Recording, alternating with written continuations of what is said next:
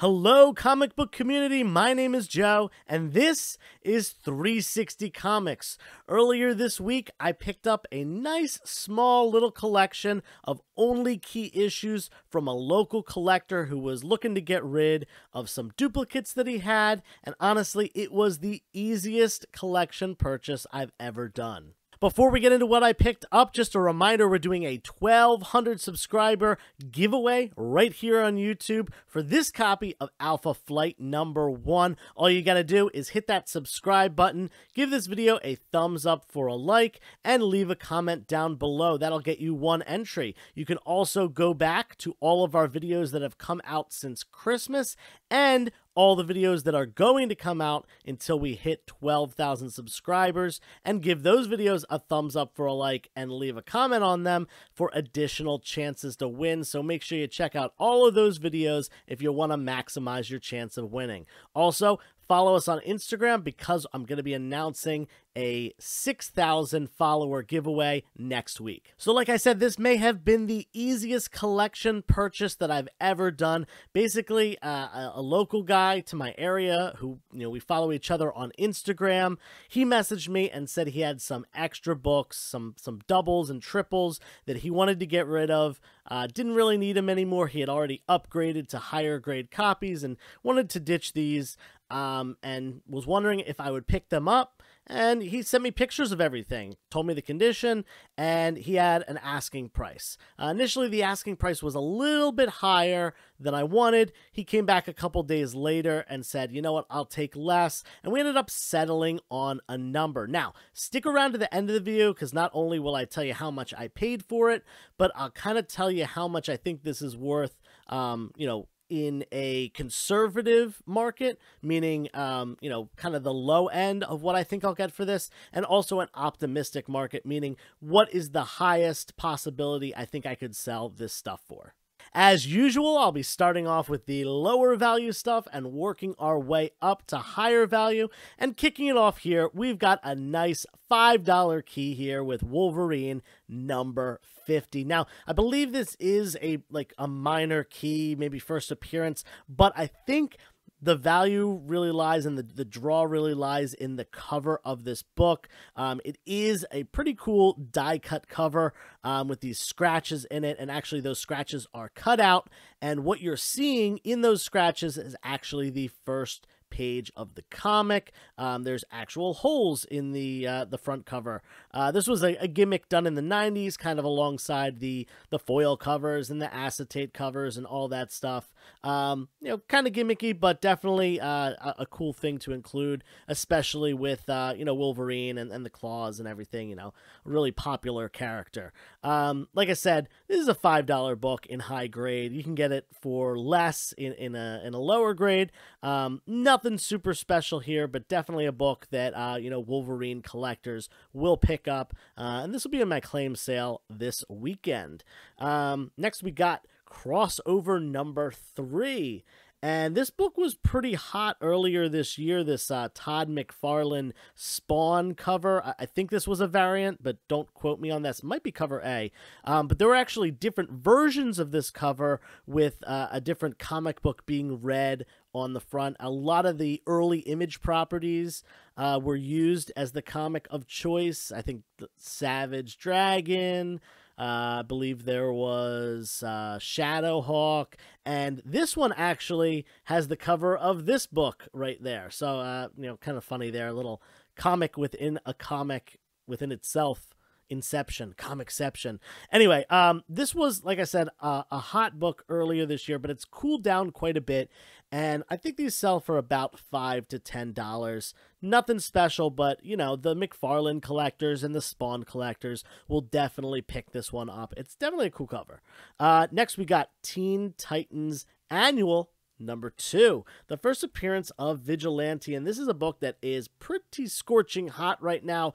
Not only did we get confirmation that Vigilante is going to be in the Peacemaker show, starring John Cena as Peacemaker, but we also got a trailer, and it actually looks pretty good. It looks a little goofy, but it looks like enough goofiness and enough action to make for a good movie. I think that John Cena did a great job as Peacemaker in the Suicide Squad reboot, which was way better than the first movie that came out a couple years ago.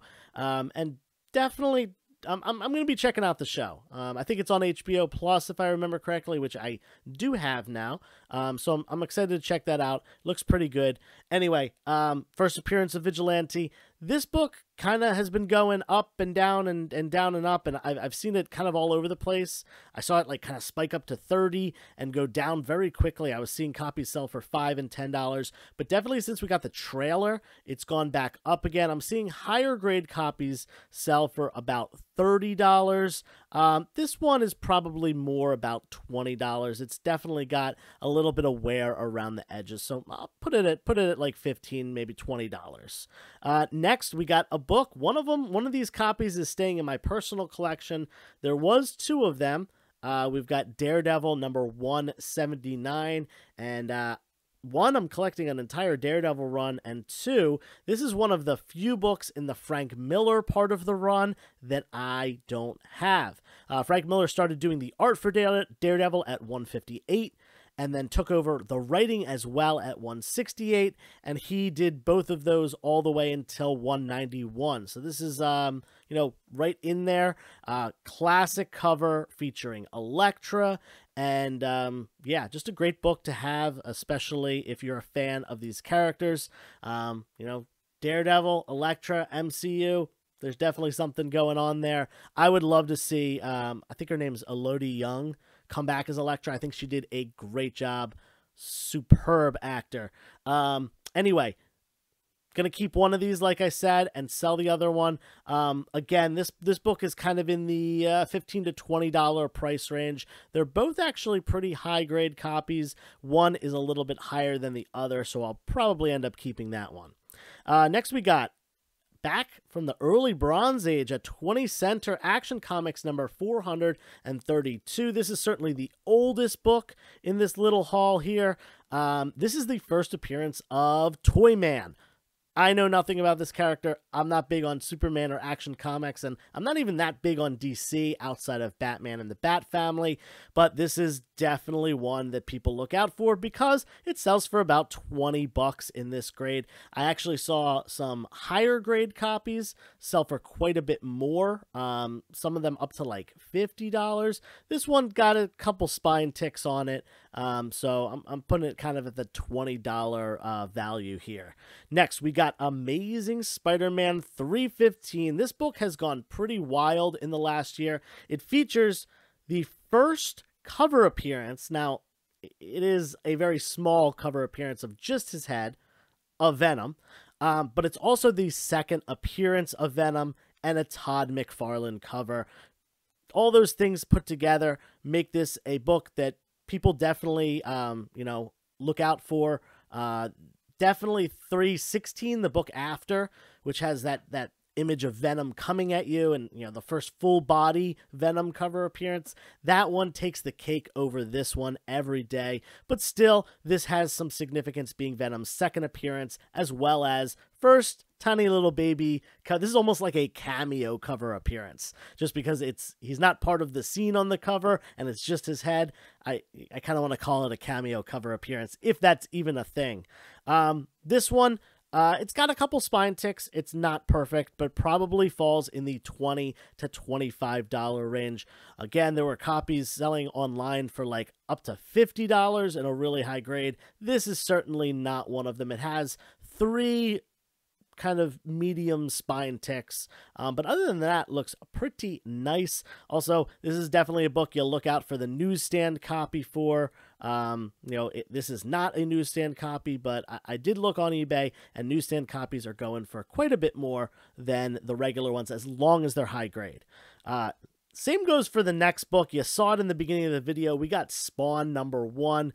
Newsstands for this guy are really rare and really expensive, and there's a sticker stuck to this, so I'm going to pull it off right now. Sorry about that. Anyway, Spawn number 1, you know what it is. Todd McFarlane's flagship Image comic property. A character that he, I believe, started drawing as a kid and developed along the years, and then finally got into a comic in 1992. we got a movie in the 90s.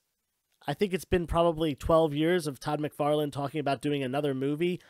Who knows if that's ever going to happen, but I certainly hope it does, because this character is awesome. I would love to see a reboot of the film, because the one from the 90s is great, but like the CGI it's from the 90s, you know. I would love to see a newer version, an updated version of this. Definitely would be really cool. This is a high-grade raw copy, as is this one. One of these only has one spine tick. The other one has two. So they probably wouldn't get 9/8, maybe 9/4, 9/6, but they are definitely high-grade copies. And for that reason, they sell for about $30 a piece. 9.8s, just to give you a little bit of information, sell for like around $250. Wish these were that, but you know, less than that in the 9.4, 9.6 range. If they're graded, go for $75 to $125. Like I said, these are, I'm probably just going to keep raw and let them go in the next claim sale for about $30. Next, we've got Amazing Spider-Man number 74. This is the last 12-cent Amazing Spider-Man issue. It's got a great cover, this blue background with you know, Spidey in the foreground, beating up three guys at once. Pretty cool. You know, 12-cent Silver Age. I believe this was 1969. I think that's when the price change happened, if I remember correctly. Last 12-cent issue, like I said. It's definitely not high grade by any means, and high grade copies of this go for well over $100. This one's a mid-grade copy, and I think solidly it probably is worth about $40. You know, maybe 30, maybe 40, kind of somewhere in there. Probably closer to 30, honestly, because there are some spine ticks. I saw a copy in a little bit better grade go for I think 38. So yeah, I'm gonna put it at 30 here. It's definitely a great pickup, and this is probably one that's also staying in the personal collection. Next, we got Batman 666, and if you watched one of my recent videos, I forget when it was from, but I picked up a Superman 666. This goes along great with it because they have very similar covers. They came out in the same year, 2007, and they both had these like hellscape covers. And this is actually a key. Not only is it the first appearance of Professor Pig, but probably more importantly, the first appearance of Damian Wayne as Batman. The story in this book is set 16 years into the future from the previous books in this run. This is shortly after Damian Wayne was introduced as a character in what do we got? Numbers 655 and 656. Well, 655 through 658 is his kind of first arc. So shortly thereafter, they did this issue. Love this cover. I actually have a 9.8 in my personal collection. This is a pretty high-grade copy. I'm going to say it's not 9.8 worthy, but probably 9.6, 9.4 worthy. And that value's at about $40 raw. Again, since I have a 9.8 already, this one will probably end up in the claim sale rather than staying in my personal collection. Last up, the final book of this haul, and probably the one that I was most excited about because it's a book that I have never owned. I've definitely always wanted. Now I've got it. I'm not sure if I'm going to keep this copy or not. I haven't decided yet, but we got a great cover, Wolverine number 8. This is the early part of Wolverine's second run. He did have a limited series in the early 80s, which people usually will refer to as the Wolverine Limited series or the Frank Miller Wolverine run, because Frank Miller did the art, Chris Claremont did the writing, and it's a 4-issue miniseries. This is not that. This is from the first ongoing series, which started quite a few years later in 1988. This is the run that introduced the Patch alias in issue number 1. And that's an awesome cover as well. So many awesome covers here. A couple issues later, he has Sabretooth on the cover. That's a great book. Anyway, I'm really stoked to have this because, like I said, I have never owned this book. At least I don't think I have. I don't remember ever having it.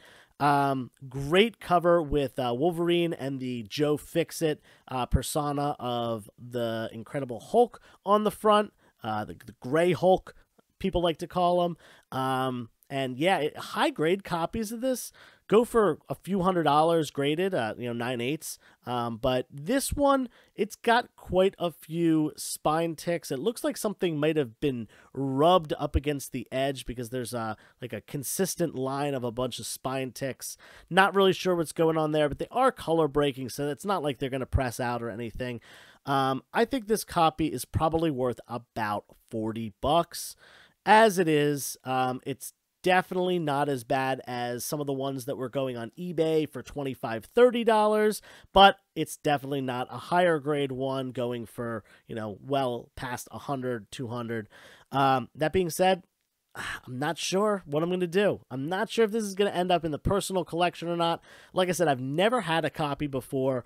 I want to see what other Wolverine books I have in this run. I know I have a 1. I know I have a 10. I got to see. If I have like 1 through 10 other than this book, I'll probably keep it in there and kind of see what is just kind of see what I'm going to do with that run. Maybe I'll extend it a little bit farther, who knows. Anyway, let's talk about the value of these books.